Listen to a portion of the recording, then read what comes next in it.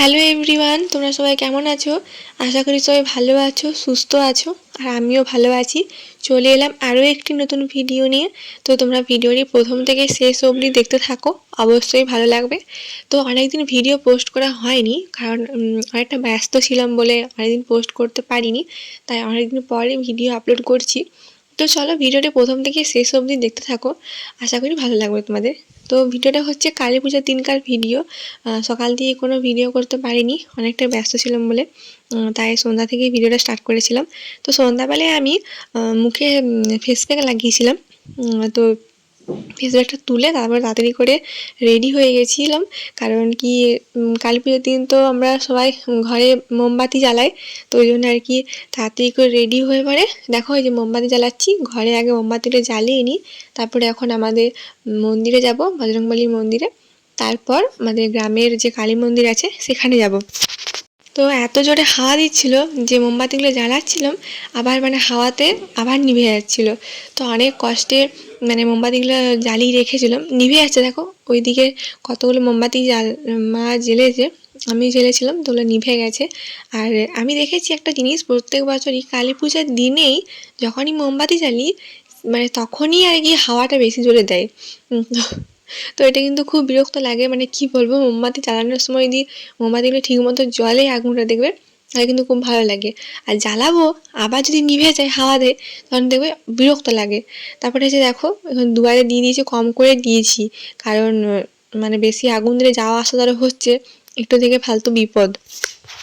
আমার বর কতগুলো মোমবাতি অর্ডার দিয়েছিল অনলাইন থেকে, তো ওইগুলো এনে পরে মন্দিরে রেখেছিল। আমাকে ফোন করেছিল, বললো তুমি আসবে কি? আমি বললাম হ্যাঁ, ওখানে রাখো মন্দিরে, আমি যাব, এবারে মন্দিরে দিয়ে দেবো। তারপরে এখানে কালী মন্দিরে যাব। তো এদিকে দেখো আমি মন্দিরে এসেছি, তারপরে দেখছি এখানে অনেকগুলো ফটকা ফুটাচ্ছে। কে ফুটাচ্ছে বলো তো? আমার শ্বশুর মশাই। তো বাবা মানে ফটকা আরে খুব পছন্দ করে, ফটকা ফুটাতে বাচ্চাদের মতো আর কি। মানে আমাদের এখানে যাই হোক, মনসা পুজো হোক, মানে যাই হোক, ফটকা অনেক টাকার ফটকা এনে পরে অনেকগুলো ফটকা ফুটাই দেখো পরপর, মানে 5-6টা ফটকা একসাথে, মানে ওইটা পুরো ফটকার বক্সটা পুরোটা ওখানে নামিয়ে দিয়েছে, একটার পর একটা পরপর ফুটে যাচ্ছে। তো ওটা আমি দাঁড়িয়ে দেখছিলাম। আর এদিকে দেখো, এদিকে আরও অনেকগুলো ফটকা আছে যে বাবা হাতে ধরে আছে। আর দেখো ফটকাওয়ালা পুরো একদম উপরে এমন আগুনটা ছড়াচ্ছে, দেখো দেখো গোটা একদম গায়ে, মানে গায়ে দোকানে। আর এই দেখো বাবার হাতেও লেগে গেছিলো, মানে ওই আগুনটা এসে পড়ে উড়ে এসে পড়ে হাতে লেগেছে, দেখতে পাচ্ছ? দেখো দোকানটার সামনে দেখো। আর একটু থেকে বিপদ, মানে আর একটু থেকে বিপদ হতে হতে মানে রক্ষা পেলো। দেখো মানে আর একটু থেকে পুরো আগুন ধরে যেত, পুরোটা আগুন ধরে যেত। এই জন্য আমার ফটকা না খুব মানে ভালো লাগে না, কারণ ফটকা ফুটানো মানে একটু থেকে বিপদ। তো ওইটা দেখলে কীরকম করে একটু থেকে বিপদটা হতে হতে বাঁচলো। তারপর বাবার গায়ে এসেও লেগে গেছিলো, মানে আগুনটা উড়ে এসে পরে বাবার গায়ে লেগে গেছিলো, এদিকে কাকুর দোকানেও লেগে গেছিলো। আর কাকু তাড়াতাড়ি করে বেরাতেও পারবেনি, মানে একটু থেকে মানে বিপদটা হতে হতে মানে ঠাকুরের ইচ্ছায় বেঁচে গেল। তো যাই হোক, এদিকে দেখো এদিকে আরও একটা ফটকা দিয়েছিল। তো ফার্স্টে জ্বলেনি, একটা ফুটলো, দিয়ে আবার একটা দিচ্ছে। এটা দেখো অনেকক্ষণ পরে মানে জ্বললো, অনেকক্ষণ ধরে দেখছি জ্বলেনি। আমার না খুব ভালো লাগে, কিন্তু এই ফটকাগুলো দেখতে কিন্তু খুব ভালো লাগে, মানে একখানেই থাকবে, কারণ ওটা পুরো ফোয়ারের মতো ফুটে পড়ে আবার ওখানেই বন্ধ হয়ে যাবে। কিন্তু আরও যে ফটকাগুলো ফুটাচ্ছিলো ওগুলো সেই ওই তুবড়ি ফটকা না কি বলে, বলে এমন ফুটে পুরো একদম উপর দিকে উঠে উঠে, মানে আগুনগুলো এসে পড়ে, বারুদগুলো মানে কি বলবো গায়ে টায়ে গোটায় পড়ে যায়, ঘরটারে। এই দেখে এত তার আছে, মানে কি বলবো, তার থেকে ভালো ফটকা না ফুটানোই ভালো। যতটা ফটকা না ফুটানো যায় ততটাই ভালো। তো আমার বর যে মোমবাতিগুলো এনেছিল, সাদা মোমবাতিগুলো, সেগুলো আমি জ্বালিয়েছিলাম। যে বাবা আবার 2 রকমের মোমবাতি এনেছিল, সবুজ আবার লাল। তো মন্দিরটাকে আমি ভালো করে সাজিয়ে দিয়েছি। তারপরে ওখানে সাজিয়ে পরে কটা ভিডিও করলাম। তারপরে এখন দেখো চলে এসেছি আমাদের গ্রামের কালী মন্দিরে। তো এটা হচ্ছে রাস্তার ধারে কালী মন্দিরটা। তো দেখো এবছর না কিন্তু খুব সুন্দর সাজিয়েছে ফুল দিয়ে, পুরো ডেকোরেশনটা না দারুণ লাগছে দেখতে। দেখো পুরোটা ফুল দিয়ে সাজিয়েছে। আর আমি এত সুন্দর মানে আগে সাজাইনি, তো এবছর খুব সুন্দর সাজিয়েছে, খুব সুন্দর দেখতে লাগছে। দেখো তো তোমাদেরকে পুরো মন্দিরটাই দেখাচ্ছি আমি। আমি কালী পূজার দিন মানে এখানেই থাকি, বেশিরভাগ শ্বশুর ঘরেই থাকি। কালী পূজার পরের দিন বা তারপরের দিন আমি বাবার বাড়ি যায়। তো বর্ষাকে বললাম তুমি ফার্স্টে মোমবাতিগুলো দিয়ে দাও, দিয়ে বর্ষা ওদিকে মোমবাতিগুলো দিচ্ছে, তারপরে আমি দেবো, কারণ আমি ভিডিওটা করলে দুজনে একসঙ্গে দিলে তো ভিডিওটা করা হবে নি, ওই জন্যে।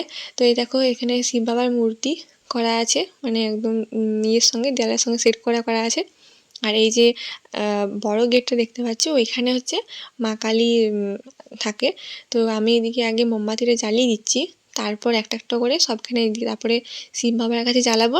তারপরে বাইরে এসে দেখলে যে ওদিকে আরও শিব বাবার মূর্তি আছে, তো এখানে জ্বালাবো। আমার না খুব ভালো লাগে এই দিনটা, কালী পুজোর দিনটা, কারণ ঘরে মোমবাতি জ্বালাই, তারপরে মানে মানে সবখানে আর কি মোমবাতি জ্বালাতে পাই, তো খুব ভালো লাগে। আর গোটায় আলোময়, মানে সবার ঘরে ঘরে আলো। এই যে দেখো মা কালী, মা কালীর আমি চুলটা দেখছিলাম, কি দারুণ দেখতে লাগছে, পুরো একদম এক পিঠ চুল, আর কোকড়ানো চুলটা মানে খুব সুন্দর দেখতে লাগছিলো। দেখবে মা কালী বলো মা দুর্গা মূর্তিগুলোতে যখন যে চুলগুলো থাকে না, দারুণ দেখতে লাগে। তো আমি এদিকটায় গোটায় মোমবাতি দিয়ে দিলাম। আর সত্যি মানে গোটা ঘরে চারিদিকে মোমবাতি দিতে, তারপরে মন্দিরে মন্দিরে এসে মোমবাতি জ্বালাতে কিন্তু খুব ভালো লাগে। ওই জন্য কালী পুজোর দিনটা আমার খুব ভালো লাগে।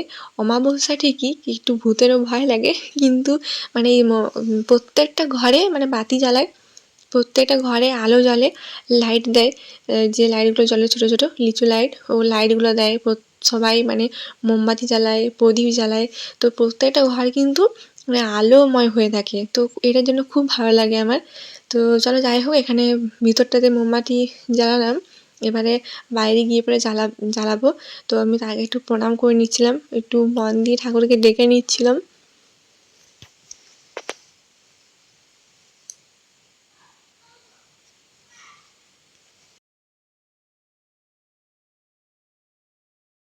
এই দেখো এখানে আমি বাতি জ্বালিয়ে দেবো। এখানে একটা শিব বাবার মা দুর্গার মূর্তি আছে। তো আমি যখন এসেছি তখন মানে বেশি দেরি হয়নি, 6টার সময় আমি এসেছি, কারণ শীতকালে যেহেতু ছোটো বেলাটা, তো ওই জন্য আর কি দেখতে দেখতে সন্ধ্যা হয়ে যাচ্ছে। আর গ্রীষ্মকালে কিন্তু 6টা সাড়ে 6টার সময়তেই কিন্তু সন্ধ্যা হয়। তো চলো আমি এবারে ঘরে চলে যাবো, আমার এবারে বাতি জ্বালানো কমপ্লিট। একটু দাঁড়িয়েছিলাম, তাই একটু দাঁড়িয়ে পরে আমি ঘর চলে এসেছিলাম। তো তোমাদেরকে সামনে থেকে একটু দেখিয়ে দিই। এই যে দেখো ওইদিকে গেটটা আমি যাব, তো ওইদিকে এই দেখো এটা হচ্ছে সামনেটা, আমরা ওইদিকেই উঠেছিলাম বাতি চালানোর জন্যে। তো দেখো কি সুন্দর লাগছে দেখতে, পুরো মন্দিরটাকে সাজানো আছে।